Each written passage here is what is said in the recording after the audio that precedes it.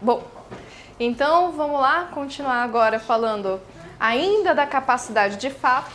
E agora a gente já viu várias críticas, a gente vai aprofundar um pouquinho mais na capacidade civil da pessoa com deficiência.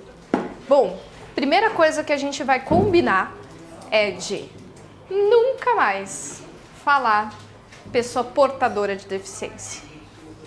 Não é a nomenclatura mais adequada. As pessoas com deficiência não gostam de serem chamadas ou identificadas como portadoras de deficiência e a gente precisa respeitar demais isso. E eles costumam dizer assim, eu não porto deficiência. Se eu portasse deficiência, deixava minha em casa. Né? Assim, não porta, não é um óculos, você vai lá e porta. Né? Então, a gente não usa mais, não é mais a nomenclatura mais adequada. E é outra coisa que eu chamo a atenção de vocês. A gente precisa ter essa atenção às palavras e às vezes, assim, por mais que seja difícil, porque muitas coisas estão arraigadas, né, na nossa cabeça, na nossa cultura, a gente precisa fazer esforço para mudar. Ainda que a gente fale, às vezes fala, nossa, desculpa, deixa eu mudar. Né? Mas a gente precisa fazer esse esforço porque as palavras mudam. O Código Civil de 16 falava, sabe como? Loucos de todo gênero. Olha só! Loucos de todo gênero. Então, né? Todos nós, exatamente. Todos nós. E queria ver quem não fosse, né? E sem contar que aí o Código Civil de 2002 a gente percebe um esforço imenso para achar a palavra, né? Porque fala enfermidade ou deficiência mental, aí daqui a pouco fala deficiência mental, daqui a pouco fala excepcionais, sem desenvolvimento mental completo. Parece que eles falaram, ó, não pode mais, realmente. Loucos de todo gênero, não pode. Vamos arranjar outra palavra, mas qual palavra? Pensaram, enfim. E não ficou bom do mesmo jeito, mas enfim, não usaram aqui ainda, né, o portadores de deficiência, mas em várias situações a gente vê, ainda em leis um pouquinho mais antigas, a gente tem um complexo de leis a respeito das pessoas com deficiência, dos direitos das pessoas com deficiência, e eu vou focar aqui em alguns documentos que são os mais importantes para se falar em capacidade civil. A gente tem leis, inclusive, para falar de questões mais específicas, enfim. Mas o mais importante da gente entender, inclusive, porque é aqui que surge, é aqui que começa a alteração da capacidade civil. Aqui, foi por conta do EPD que todo o sistema de capacidade civil mudou. Então, ele tem toda essa importância. Mas antes de falar do EPD, que é essa lei 13.146 de 2015, eu chamo a atenção para vocês que essa lei, ela surge e ela começa a ser trabalhada justamente porque nós assinamos e ratificamos a Convenção sobre os Direitos da Pessoa com Deficiência da ONU. Temos aqui o decreto de 2009, a convenção acho que é um pouquinho antes, inclusive. E essa convenção ela tem uma particularidade muito importante. Eu coloquei aqui. Aqui ainda não, eu vou falar um pouquinho mais à frente. Ela é uma convenção cujo status é de norma constitucional. Por quê? Aqui é um pouquinho até de direito internacional dos direitos humanos, que mais uma vez a gente precisa ter essa abertura, a gente precisa dialogar com essas outras normas. A convenção, ou melhor, a Constituição Federal falou que os direitos fundamentais não são só aqueles que estão previstos na Constituição. E aí abriu a possibilidade de outros também previstos em tratados e convenções internacionais. Está lá, acho que no parágrafo 2º do artigo 5º. E aí surgiu uma dúvida, porque assim... Tudo bem, então a Constituição está falando que existem direitos fundamentais que estão fora dela, que não estão previstos nela, então o rol não é taxativo. Mas como é que eu vou ter muita segurança para saber qual que é e qual que não é? E depois que assim, as convenções e tratados internacionais, se a gente for ver a forma como eles são recepcionados, internalizados no Brasil, só para a gente saber assim, bem pouquinho, eu espero que vocês tenham um professor que vai explicar melhor para vocês. Mas o trâmite dessa internalização se assemelha ao recebimento de uma lei ordinária. Então, algumas pessoas questionavam assim, mas espera aí, eu tenho norma constitucional, aí eu falo que eu acrescento coisas vindas de convenções e tratados internacionais, cujo trâmite legislativo é de uma lei ordinária, sendo que para eu mudar a Constituição Federal, normalmente é por emenda constitucional que tem um trâmite diferenciado, um quórum especial, um trâmite mais difícil, mais do que de uma lei ordinária. Então viam que tinha uma certa incompatibilidade nisso. E aí o que aconteceu? A emenda constitucional 45 de 2004 alterou o artigo 5º para acrescentar um parágrafo 3º em que, deixa eu ver se eu trouxe aqui um pouquinho mais para frente, em que o parágrafo 3º prevê um trâmite especial para os tratados internacionais que sejam recebidos, tratados internacionais de direitos fundamentais, de direitos humanos, que sejam assinados pelo Brasil. Isso está no artigo, vai estar no artigo 5º, parágrafo 3º. Esse parágrafo 3º, então, é um acréscimo da emenda constitucional 45. Então, a emenda constitucional 45 vai falar dos tratados internacionais de direitos humanos que passarem por um quórum especial, assim, assim, assado, terão status constitucional. E aí, pronto, resolveu mais ou menos. Depois a gente vai ver que resolveu mais ou menos. Tem, né? Enfim, resolveu pelo menos para a convenção, porque a convenção foi o primeiro que foi assinado seguindo esse trâmite. Então, o processo de internalização da convenção, né, da Convenção sobre os Direitos da Pessoa com Deficiência, inclusive quando a gente abre lá o decreto no site do Planalto, eles falam, né, foi observado o trâmite do artigo 5º, parágrafo 3º. Logo, podemos dizer que a Convenção sobre os Direitos da Pessoa com Deficiência é um tratado internacional de direitos humanos com status, com hierarquia constitucional. Quando falamos da Convenção, falamos de norma constitucional. E não tem dúvida, não tem discussão, passou pelo trâmite especial. Não estou falando de divergência, não estou falando nada. A doutrina de direitos humanos, de direitos fundamentais, geralmente fala assim, a Constituição Federal, ela não está só concentrada em um documento.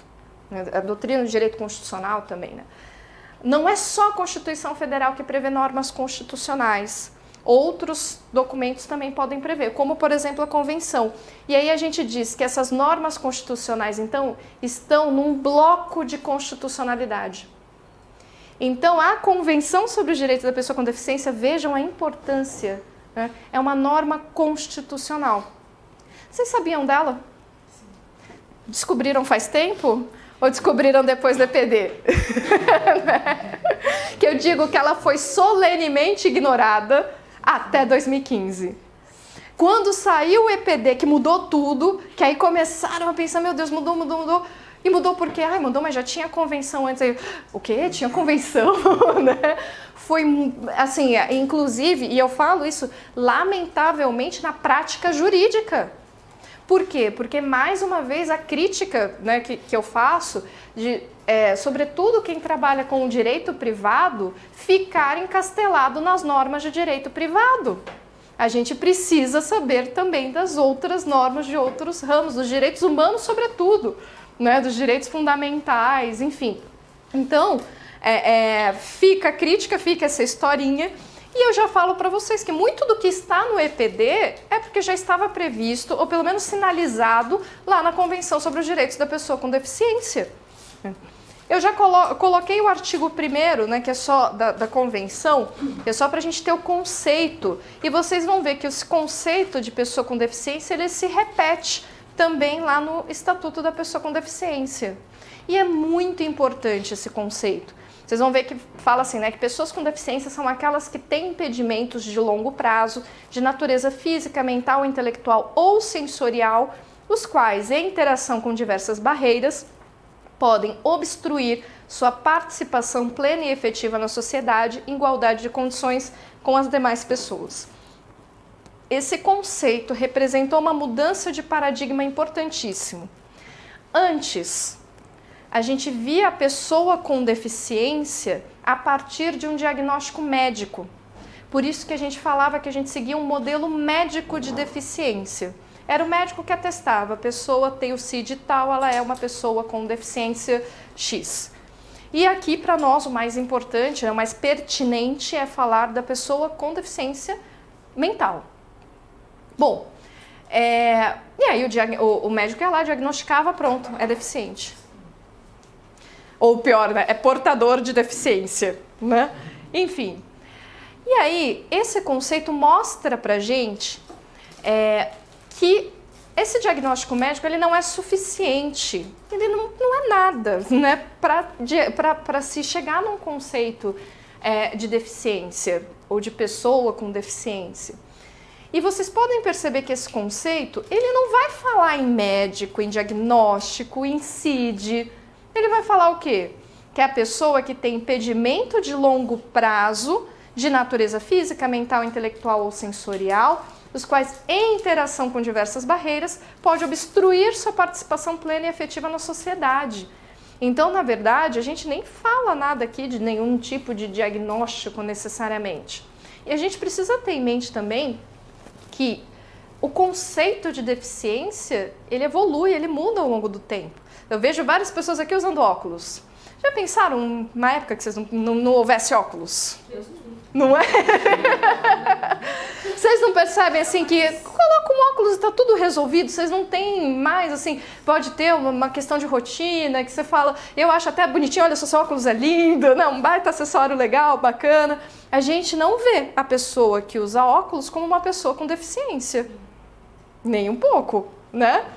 Agora, a deficiência, ela evolui, ela muda, o conceito muda. Muita coisa não era deficiência antes e hoje é, e muita coisa que era encarada como deficiência não é mais. Então, a gente precisa ter uma fluidez, uma possibilidade maior de entender esse conceito e pensar que existem barreiras. Na verdade, a questão é perceber que a deficiência por si só não acontece nada, ela não é nada, né?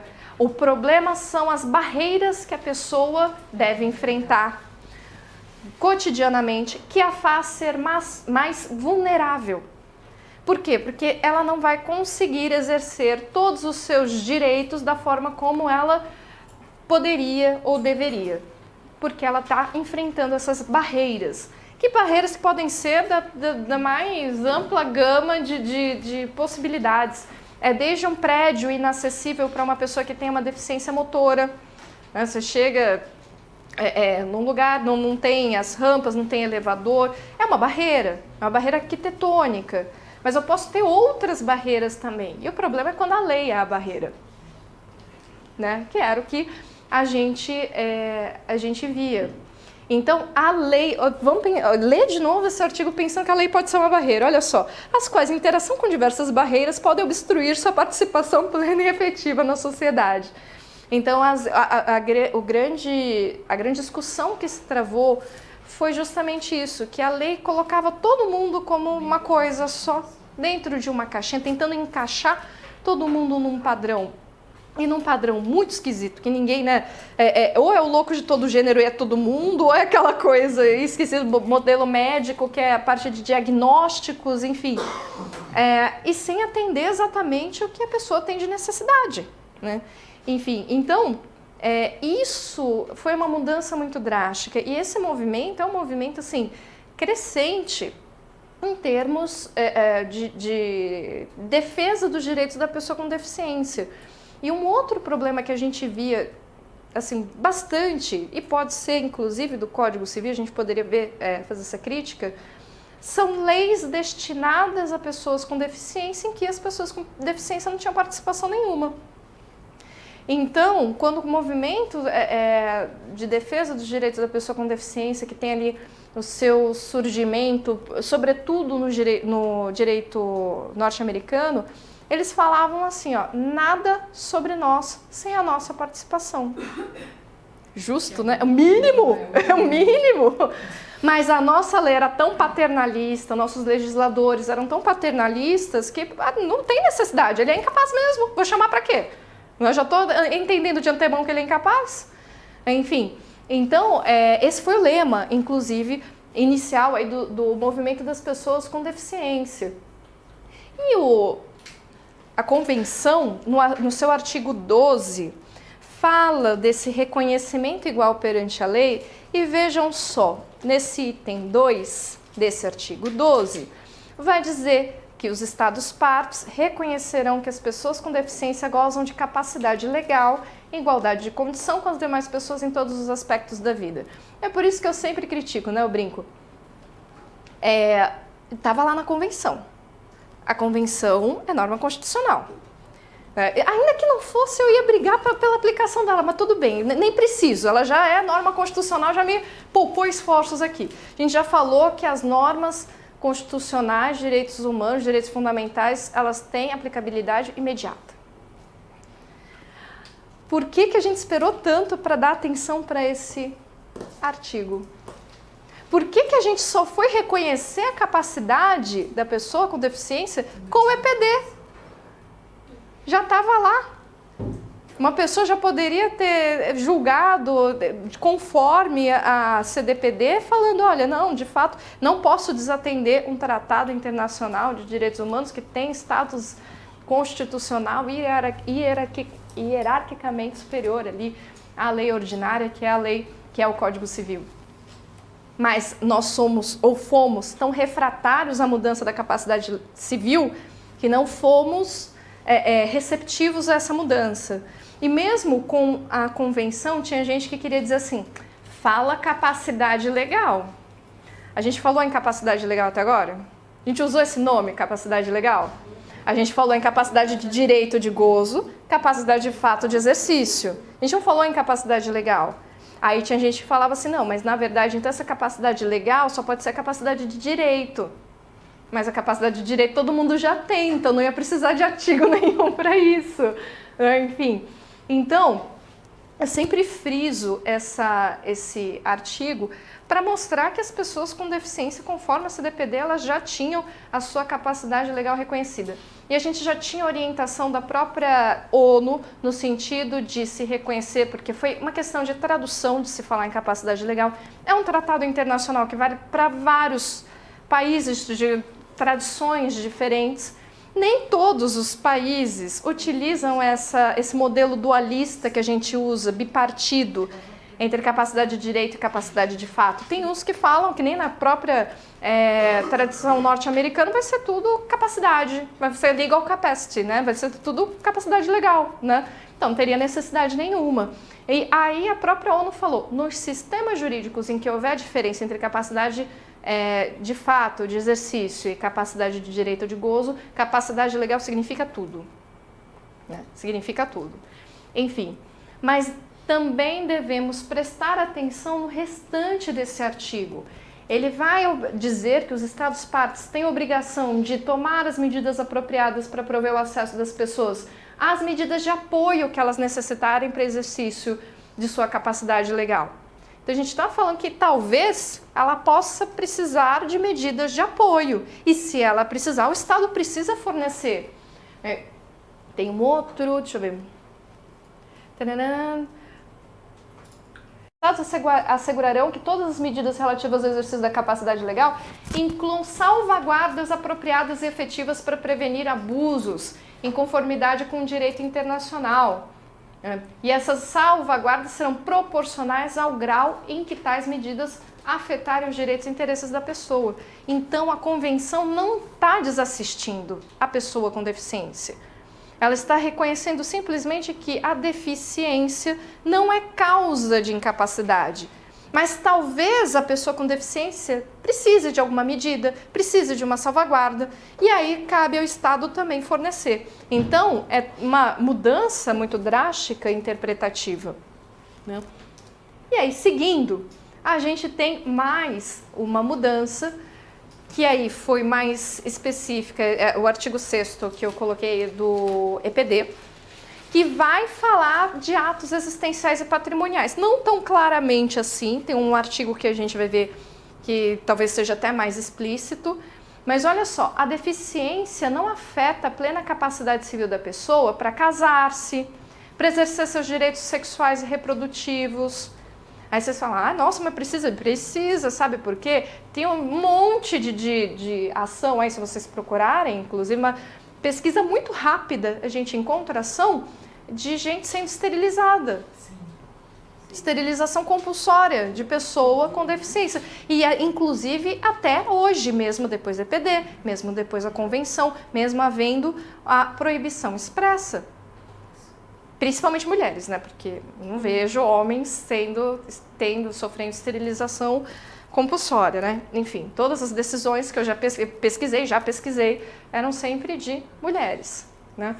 Sofrendo esterilização compulsória, porque aí falam que, não, como ela é uma pessoa com deficiência, não vai ter condição de cuidar do filho, ou tem aqueles argumentos mais absurdos ainda, não, porque ela pode ser violentada e acabar sendo um sofrimento também que é engravida. Aí você fala, não, mas por que você não evita a violência? Exato.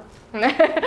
Fica a dica, porque né? Até mesmo se a mulher sofre a violência, eles ficam em cima para o aborto. Exatamente. Então, e eu gosto de frisar isso tudo, até porque amanhã depois vocês querem e vão ser, se Deus quiser, defensores e defensoras aí muito competentes que vão poder ajudar a concretizar esses direitos, não é? Porque a gente teve um caso, ficou muito famoso em Mococa, né, no interior de São Paulo, não sei se vocês viram, da mulher, ela não era propriamente uma pessoa com deficiência, né, mas ela foi esterilizada compulsoriamente, a revelia de qualquer participação jurídica decente, né? Porque eu digo, ela era, foi uma ação de civil pública do município, não, do Ministério Público contra o município, né?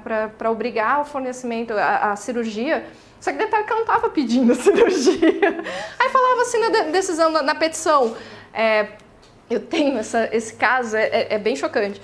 A petição falava que o juiz condene o município a realizar a cirurgia mesmo sem a concordância da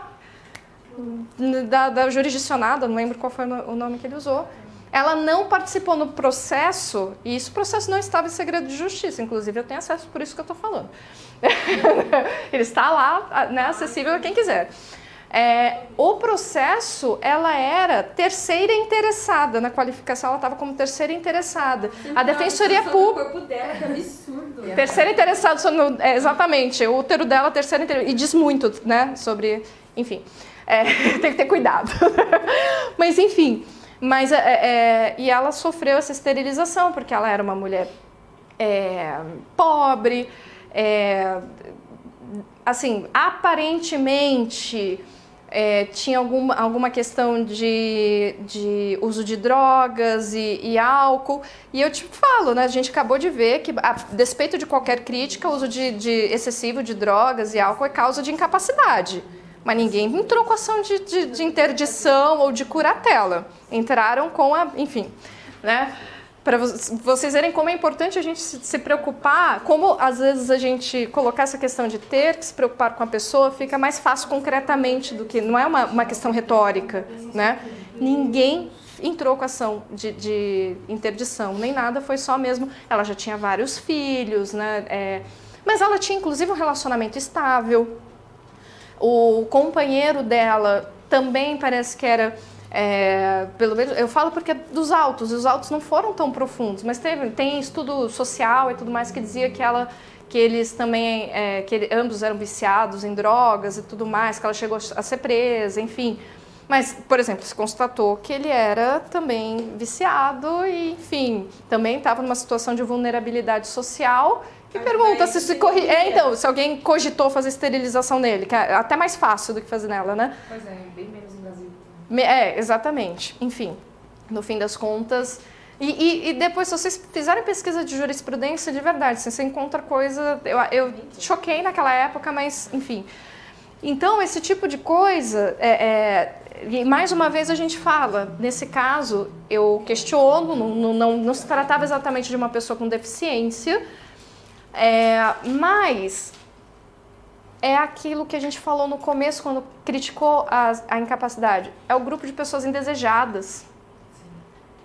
Né? São as minorias que mais têm os seus direitos vulnerados.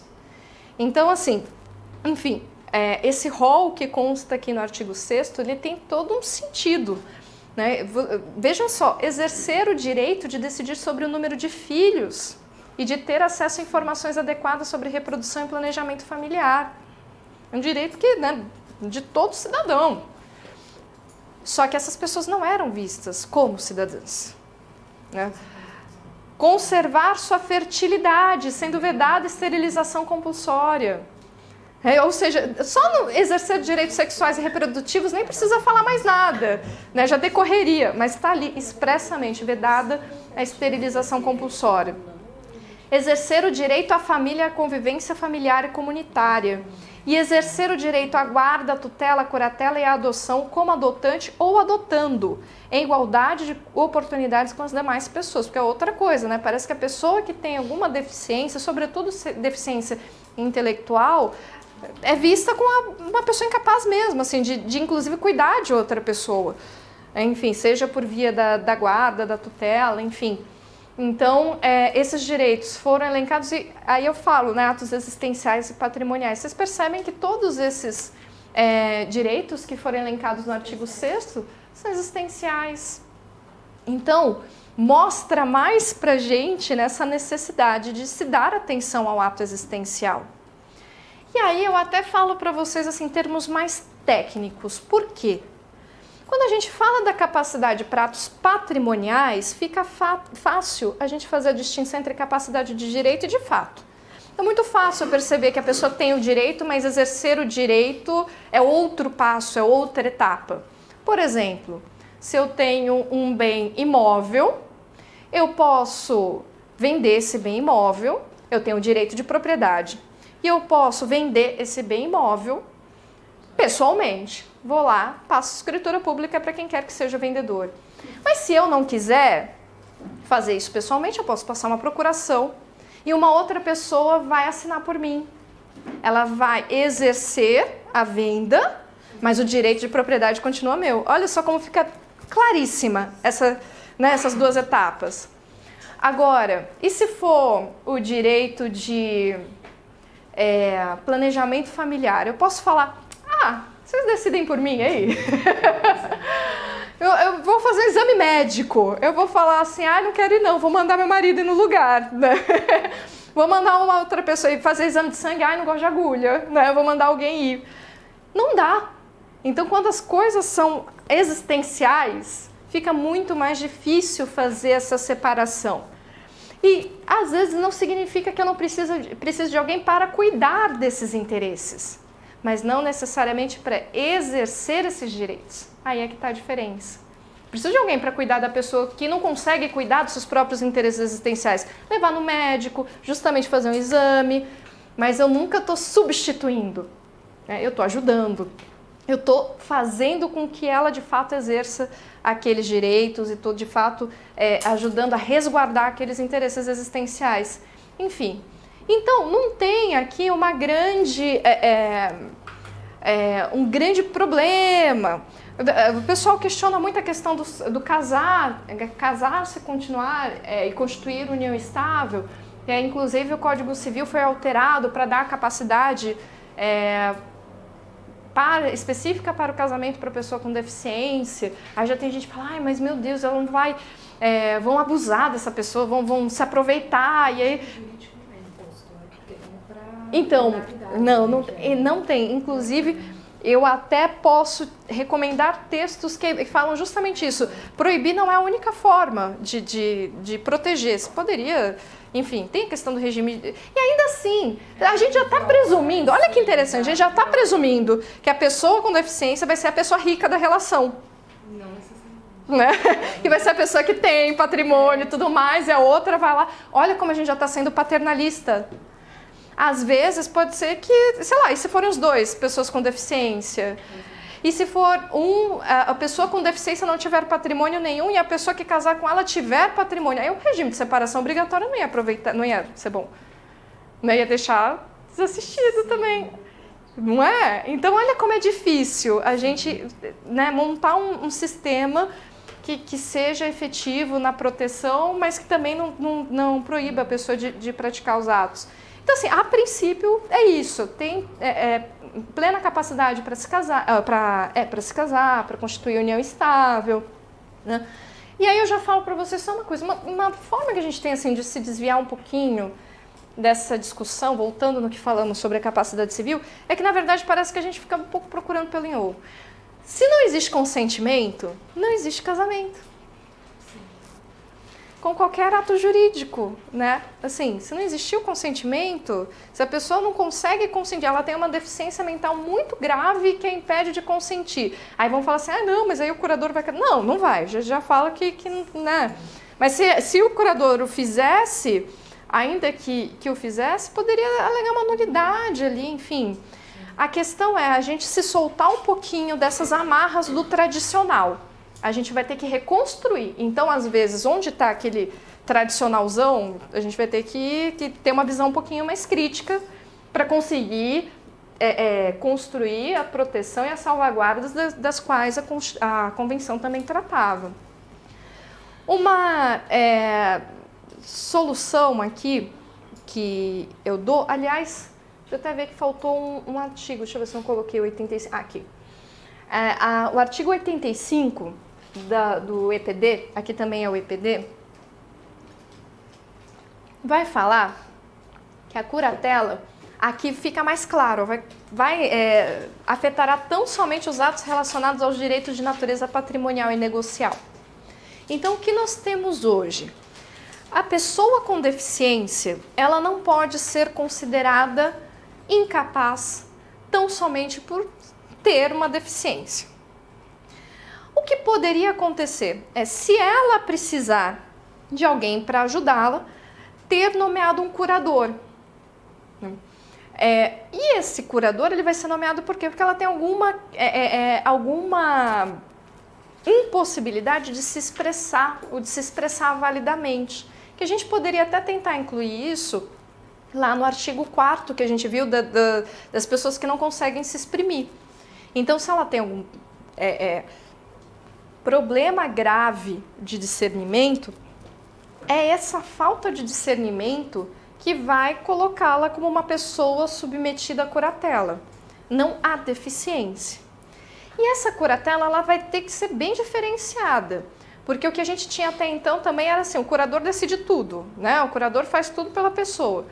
Agora, a gente precisa perceber que a curatela, o curador, ele vai ter poderes para atuar nas questões patrimoniais. Foi o que eu falei para vocês, o patrimonial é fácil de cindir. E é fácil a gente colocar alguém para atuar pela pessoa com deficiência que esteja submetida ali a uma curatela.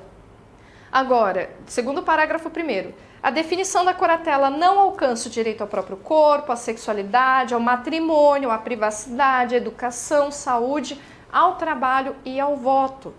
Então, o curador ele não vai poder dizer assim, porque eu sou curador, então eu que decido sobre isso. O próprio artigo 85 excluiu do âmbito da curatela esses direitos. E também já colocou no parágrafo 2º que a curatela é medida extraordinária, ou seja, só se for estritamente necessário. Deve constar das sentenças, razões e motivações de sua definição, preservados os interesses do curatelado. Bom, então aqui agora o que a gente tem é que eu posso ter uma pessoa, um curador, que vai atender ali aos interesses da pessoa com deficiência. A princípio, é uma medida extraordinária, ela vai precisar ser revista constantemente, a gente precisa ver se ela vai ser necessária para sempre ou por um tempo, enfim.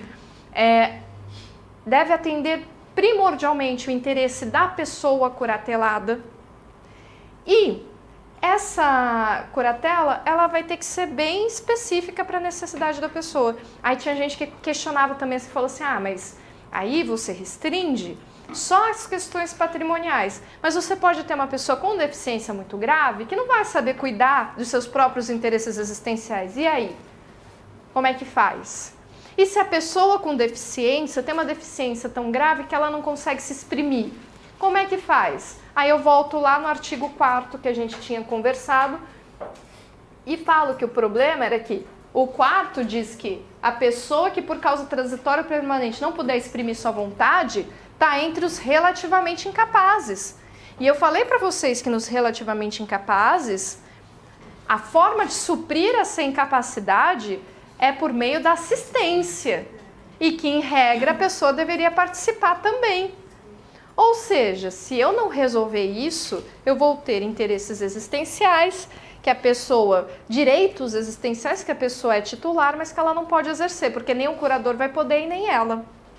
Então essa foi uma das grandes críticas ao EPD. E aí, eu falo para vocês mais uma vez, assim, desse quadradinho.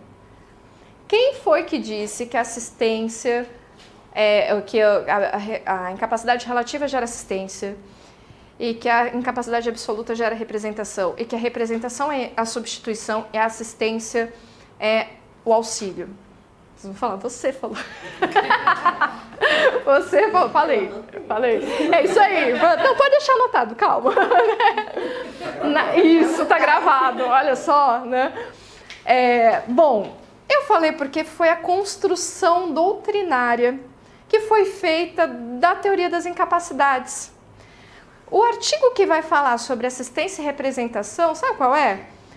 Sobre crianças e adolescentes, sobre poder familiar e sobre tutela. E só vai falar assim, a criança, a gente vai até ver depois, a criança, o menor, né?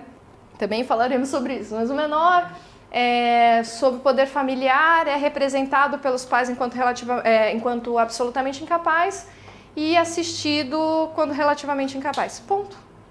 A lei não falou o que é assistência, o que é representação. Quem construiu a doutrina, mas construiu de forma muito sólida, admito, de uma forma que foi perdurando por muito tempo em várias tradições, admito. Só que por que não mudar agora? Né? Porque a gente não pode ter, de repente, uma pessoa relativamente incapaz que para alguma coisa ela é representada. O que me impede? Qual é o dispositivo normativo que vai falar, não, isso não pode? E ainda que houvesse, eu teria que fazer uma leitura, ia ter que ver se é adequado ou não, mas nem tem. Eu já antecipo que não tem, né? Então, o que a gente tem defendido com relação aos direitos da pessoa com deficiência? Inclusive, como saída, como eu falo para vocês, a gente não fala de inventar norma, a gente fala de interpretar as normas, né?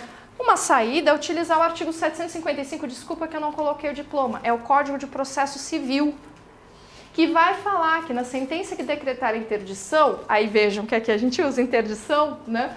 Nomeará curador que poderá ser o requerente da interdição e fixará os limites da curatela, segundo o estado e o desenvolvimento mental do interdito.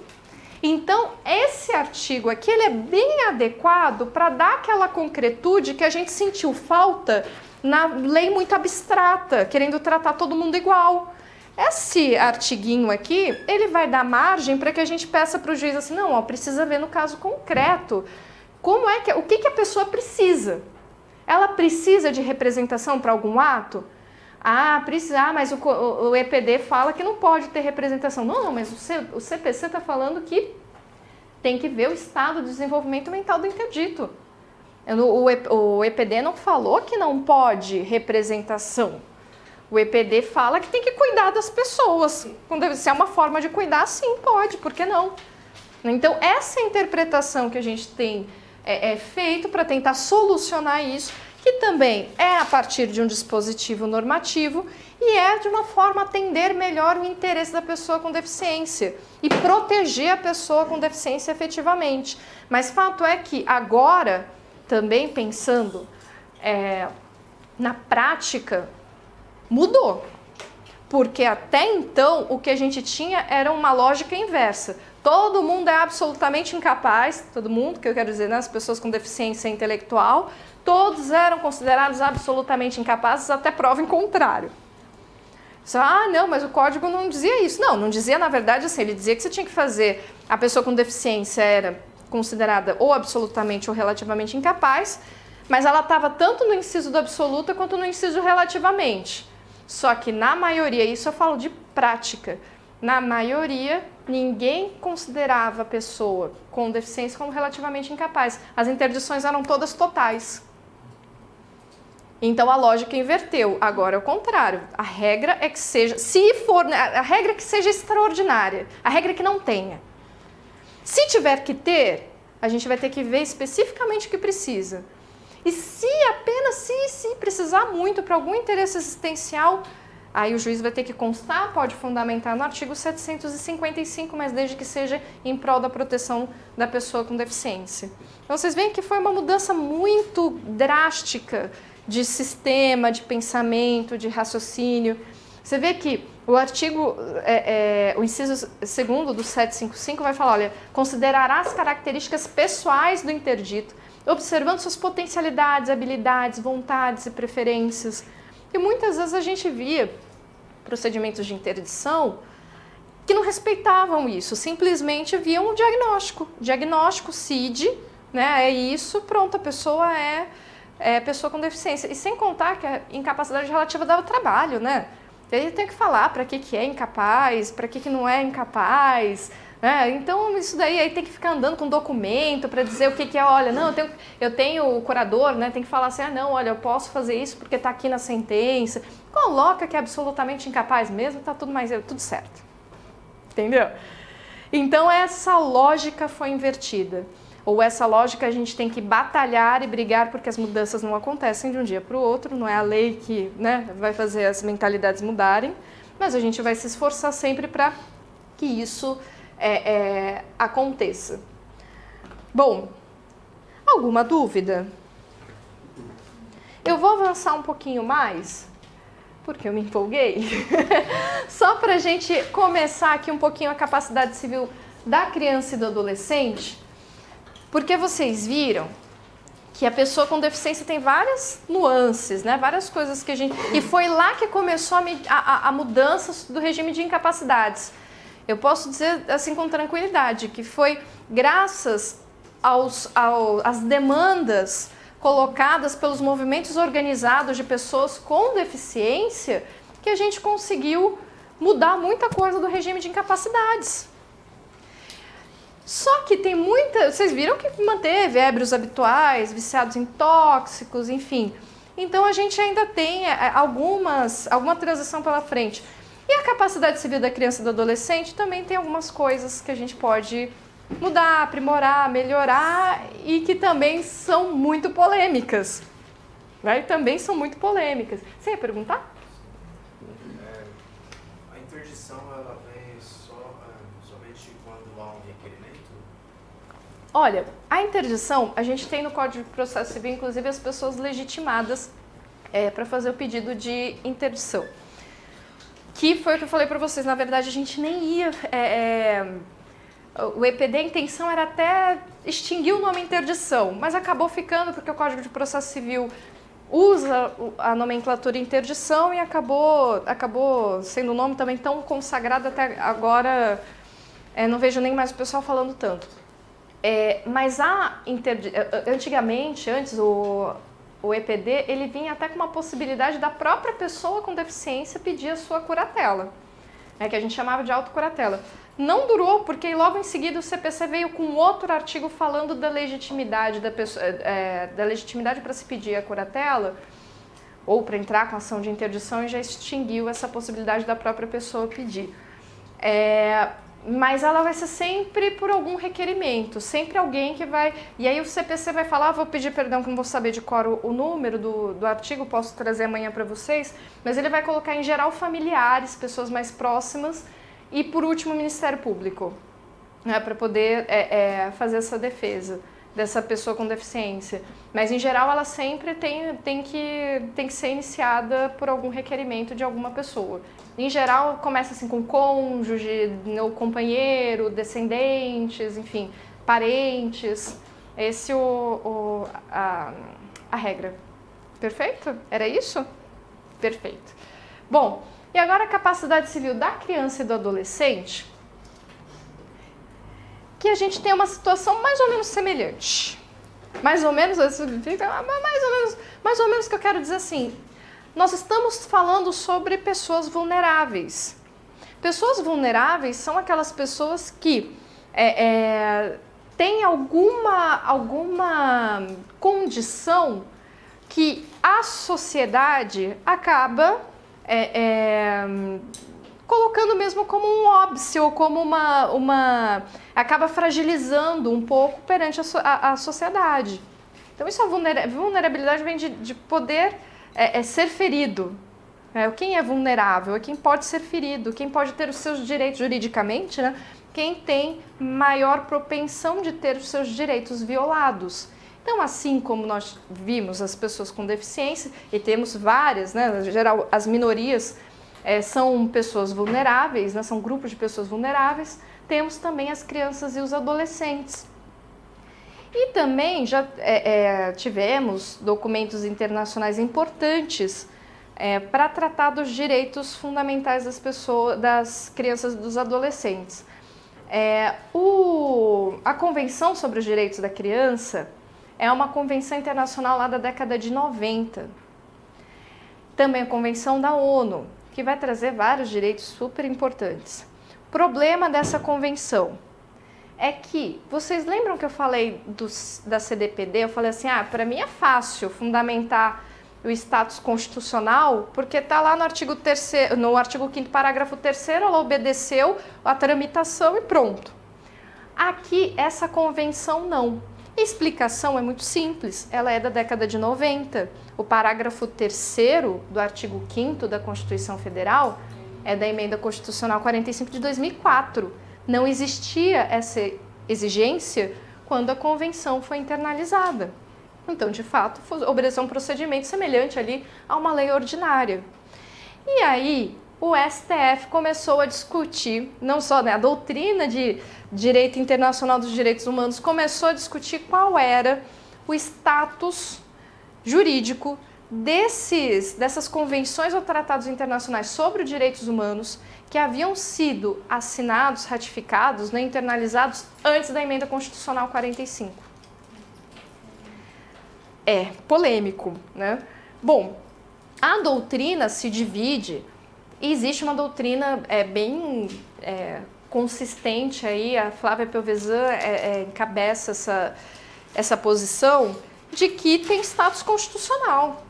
A Constituição fala, acabou. Tipo, a norma do parágrafo 3º é, inclusive, do legislador, do constituinte derivado. É de alguém que veio depois. A norma original falava que era, né, norma de direitos humanos, constitucional, acabou.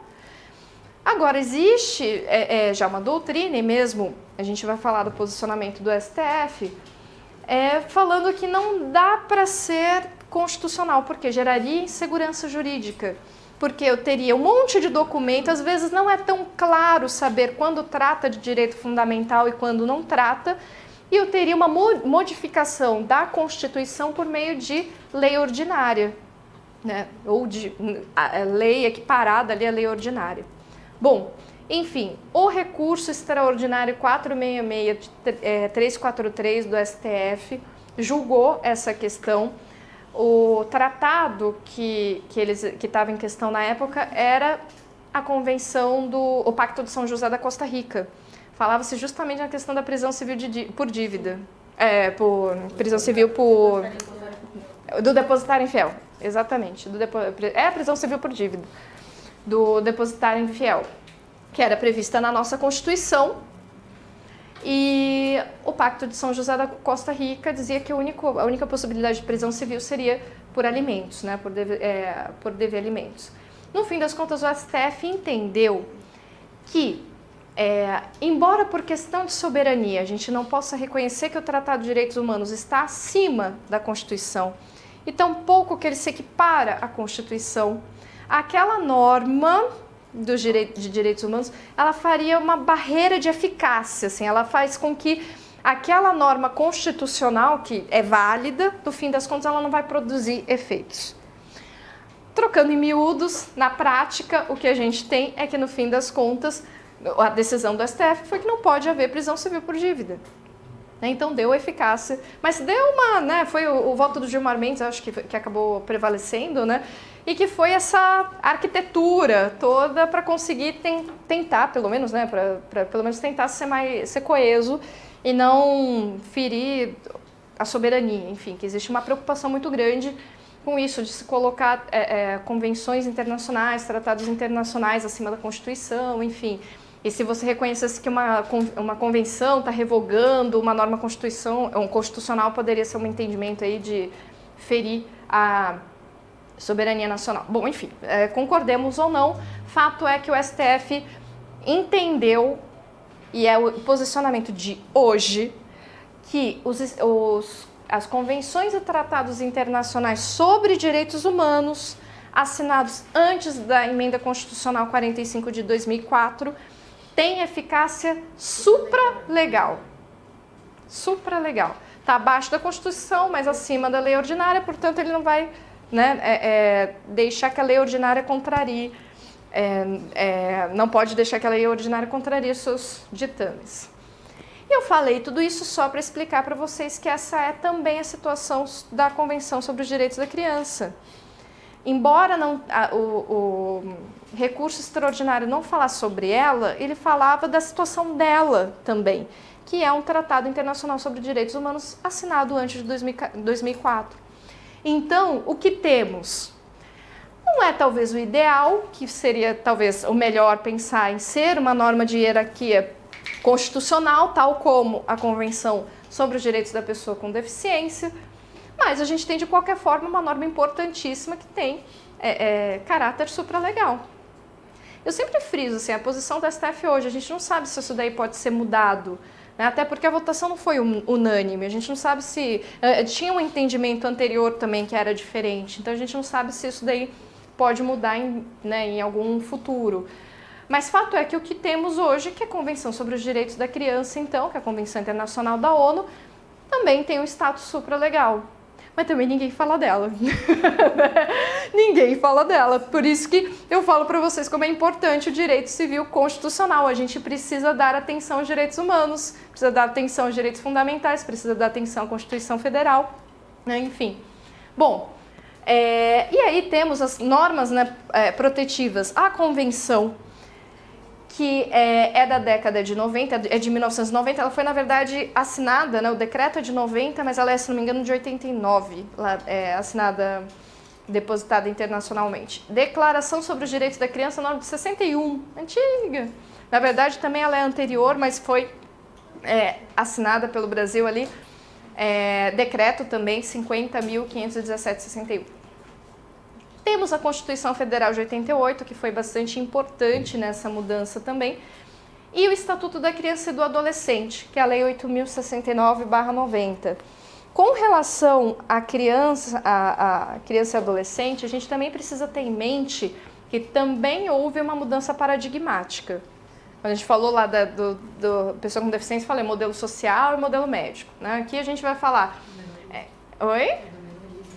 Exatamente, do menorismo, da doutrina do direito penal do menor e da doutrina da proteção integral. A gente pode dizer que isso é um caminhar. Foi um autor, inclusive, argentino, que falou numa conferência há muito tempo, que falou que identificou essas fases de proteção e percebeu que, olha, a criança e o adolescente, eles aparecem para a lei, né, eles aparecem juridicamente, primeiro como menor infrator. É ali que a lei se preocupa. É a primeira vez que ele aparece assim, é o menor infrator. Se está sem comer, se está sem beber, se está sem pai, se está sem mãe, isso daí é problema da família, né? Exatamente. O patrimônio, você bota ele sob tutela, né? Mas enfim.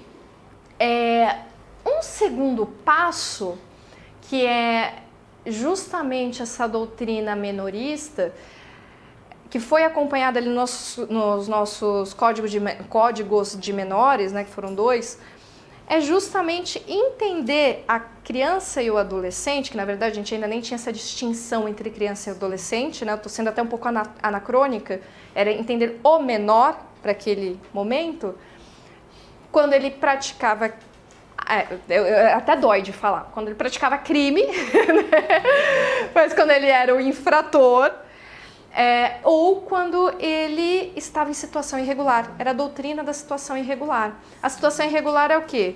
É quando ele está na rua, abandonado, não tem pai, não tem mãe. E aí, tanto que a gente pode perceber até hoje que existe um resquício disso na sociedade.